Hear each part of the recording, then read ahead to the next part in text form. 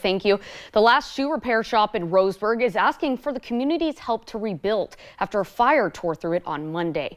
Over the course of 32 years, Harvard Shoe Repair has fixed 100,000 shoes. The business made it possible to send the shop's son and daughter through college.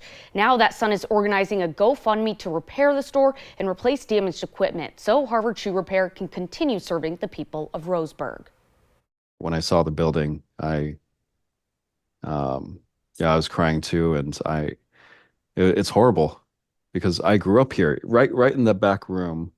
That's where I studied for 15 years of my life, when I was going to school. As of this afternoon, more than 5,100 of the $10,000 goal has been raised.